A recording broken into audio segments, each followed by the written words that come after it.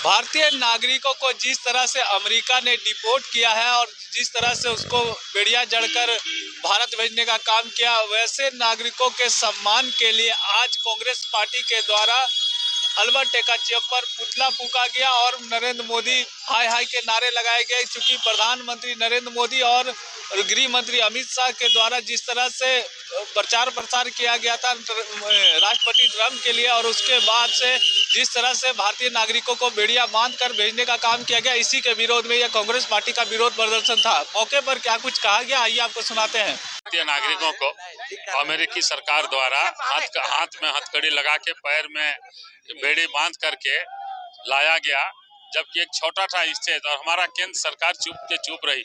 इस तरह की घटना कहीं भी बहुत ही अमानवीय है। इसका हम लोग घोर निंदा करते हैं।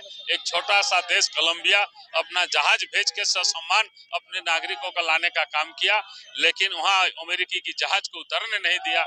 लेकिन हमारी केंद्र की सरकार चुपचाप रही, मौन रही, और इस पर किसी प्रकार का वही ट्रम्प था जिसको जिताने के लिए यहाँ के साधु संत अपना हवन पूजन करते थे और यहाँ के प्रधानमंत्री वहाँ जाकर के चुनाव प्रचार करते थे, नमस्ते ट्रम्प कहा करते थे। लेकिन वही अमेरिका द्वारा हमारे नागरिकों को इस तरह अमानवीय व्यवहार किया गया, वह बहुत ही दुखद है, निंदनीय है।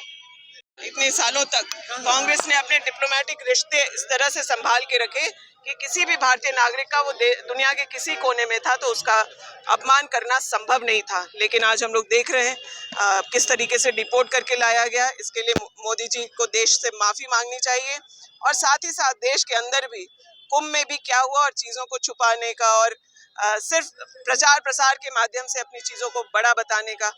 ट्रम्प साहब सुनते हैं बहुत अच्छे दोस्त थे मोदी जी के, तो क्यों आखिर देशवासियों को इस तरह से अपमानित होकर के देश में लौटना पड़ा? इसका जवाब मोदी जी को देना पड़ेगा।